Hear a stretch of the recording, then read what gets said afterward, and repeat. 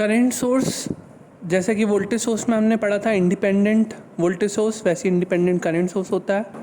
Independent current source की दो category होती है, आइडियल और एक प्रैक्टिकल। आइडियल मीन्स आदर्श वोल्टेज। तो इसमें जो हमें करंट की वैल्यू मिलती है ये स्पेसिफाइड होती है और यह जो सोर्स के क्रॉस वोल्टेज होता है उस पर निर्भर नहीं करता। तो यह करंट कांस्टेंट है, देख रहे हैं आप वोल्टेज के साथ साथ। तो वोल्टेज अक्रॉस यहाँ पे जो भी वोल्टेज होगा इस पे यह करंट निर्भर नहीं करता, इसकी वैल्यू फिक्स होगी, चाहे वो एसी सर्किट हो या डीसी सर्किट हो। आइडियल करंट सोर्स का ऐसा क्यों होता है? क्योंकि आइडियल करंट सोर्स का जो रेजिस्टेंस होता है वो इनफाइनाइट होता है, इनफाइनाइट रेजिस्टेंस। तो इस infinite resistance means open circuited, तो ये करंट का डिवीजन नहीं होता। इस कारण से इनफाइनाइट रेजिस्टेंस होने के कारण ये ओपन सर्किटेड होगा और ओपन सर्किट होने की वजह से करंट का डिवीजन नहीं होता और करंट स्पेसिफाइड होता है, करंट की वैल्यू फिक्स होती है। तो यही आइडियल करंट सोर्स होता है। इसका इंटरनल रेजिस्टेंस ध्यान रखें, इनफाइनाइट होता है, एग्जाम में ऑब्जेक्टिव में भी पूछा जा सकता है। प्रैक्टिकल करंट सोर्स में लेकिन इंटरनल रेजिस्टेंस जो होता है वो इनफाइनाइट नहीं होता, उसकी कुछ वैल्यू होती है जिसके कारण से जो करंट है वो डिवाइड हो जाता है। दिख रहा है आपको कि ये करंट यहाँ पे डिवाइड हो गया, एक आई और एक आई डैश, यहाँ पे भी आई टी आई डैश है ना। तो वोल्टेज के बढ़ने पर ये करंट की वैल्यू क्या होगी? घटेगी। यहाँ पे जो आई होगा सिंपली ये आई क्या होगा? जनरली घटेगा। तो यहाँ प्रैक्टिकल करंट सोर्स में जो रेजिस्टेंस है इसके अक्रॉस कोई भी जो भी वोल्टेज ड्रॉप होगा उसकी वजह से यहाँ पे जो रेजिस्टेंस की वैल्यू है उसकी वजह से ये करंट वेरी होगा, है ना। तो वोल्टेज ज़्यादा है सपोज, तो वोल्टेज ज़्यादा मतलब ये रेजिस्टेंस कम और करंट ज़्यादा हो जाएगा, तो आई की वैल्यू यहाँ पे कम हो जाएगी। ये वैल्यू अगर ज़्यादा होती है तो ड्रॉप आई इंटू आर ज़्यादा होगा और ये आई ज़्यादा होगा तो ये वैल्यू ये वाली जो है वो कम हो जाएगी, क्योंकि सोर्स करंट आई एस क्या है? दोनों के बराबर है, I plus I dash.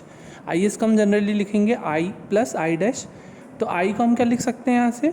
I S minus I dash. तो ये आई डैश का मान जितना ज़्यादा अधिक होगा उतना ही आई की वैल्यू कम होगी। आई डैश जनरली क्या है यहाँ पे?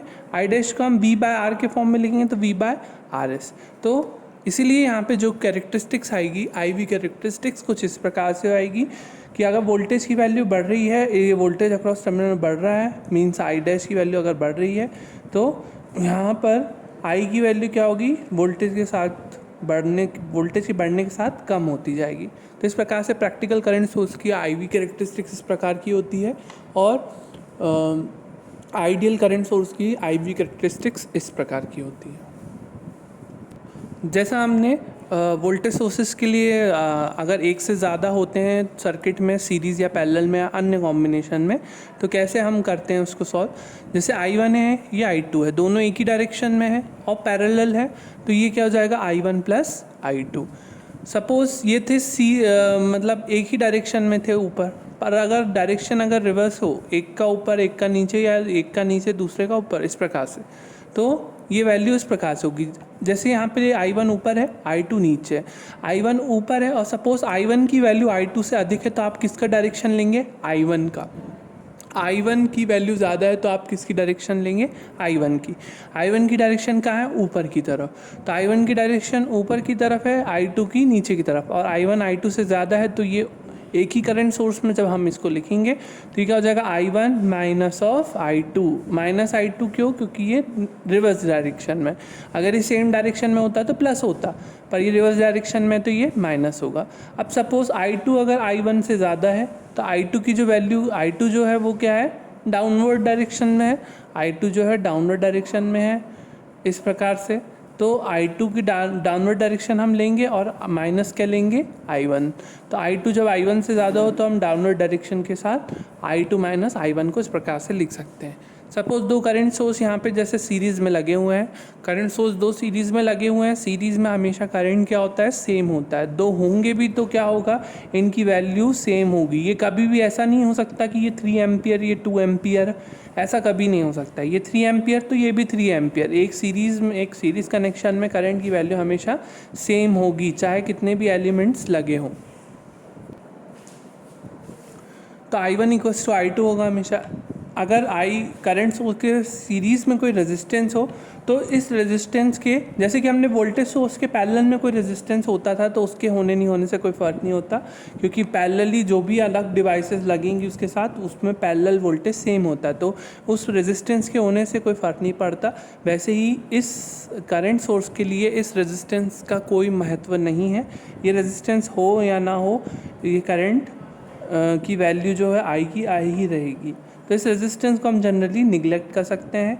और यहाँ पर अगर करंट सीरीज़ के साथ वोल्टेज सोर्स अगर सीरीज़ में है करंट सोर्स के साथ, तो इस प्रकार से तो ये वोल्टेज सोर्स को भी निगलेक्ट किया जा सकता है। इस प्रकार से हम इसको इक्विवेलेंट करंट सोर्स आई में लिख सकते हैं।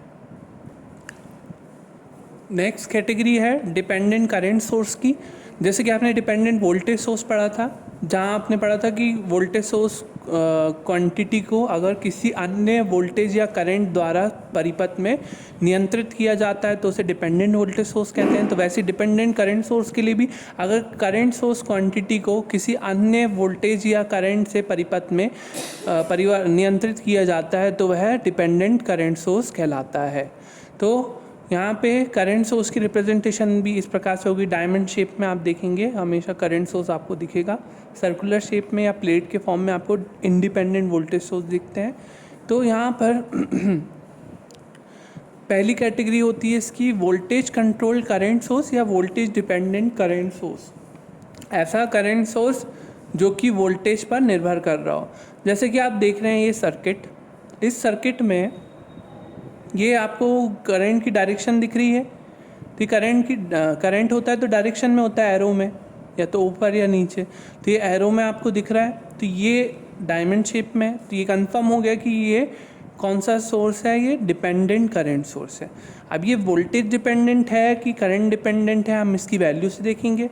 यहाँ पे वैल्यू क्या लिखी हुई है, 10 VAB। VAB मतलब ए और पॉइंट के बीच का पोटेंशियल डिफरेंस वोल्टेज।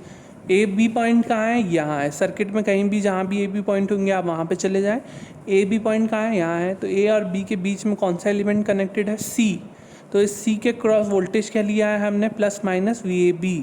तो इस VAB पर निर्भर कर रहा है ये करंट सोर्स। तो ये करंट सोर्स इस VAB पे निर्भर कर रहा है, मतलब वोल्टेज पे निर्भर कर रहा है। तो उसे हम बोलेंगे वोल्टेज डिपेंडेंट करंट सोर्स या वोल्टेज कंट्रोल्ड करंट सोर्स। इसी प्रकार से करंट कंट्रोल करंट सोर्स भी हो सकता है। करंट सोर्स है ये, और ये डिपेंडेंट है, कंट्रोल्ड है, ये देख रहे हैं आप। इसकी वैल्यू क्या है, 10I। तो ए और बी के बीच में कौन सा एलिमेंट कनेक्टेड है, C।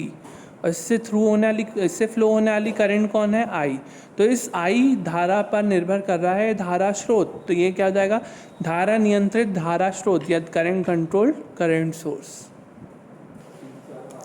ये क्वेश्चंस आपको करने हैं। यहाँ आपको दिख रहा है कि दो करंट सोर्सेज इस प्रकार से कनेक्टेड हैं। तो ये I1 की वैल्यू इतनी है, तो I2 की वैल्यू क्या होगी। इसी प्रकार से यहाँ पे 3 एम्पियर 7 एम्पियर है, तो इसका इक्विवेलेंट सर्किट क्या होगा एक करंट सोर्स के साथ। इसी प्रकार से इसका इक्विवेलेंट सर्किट क्या होगा एक करंट सोर्स के साथ। इसका इक्विवेलेंट सर्किट में क्या आएगा, वोल्टेज सोर्स आएगा कि करंट सोर्स आएगा, और इसमें इसका इक्विवेलेंट सर्किट क्या आएगा। तो ये आपको क्वेश्चन करना है और इसके आंसर्स आपको क्लास कमेंट्स में भेजना है।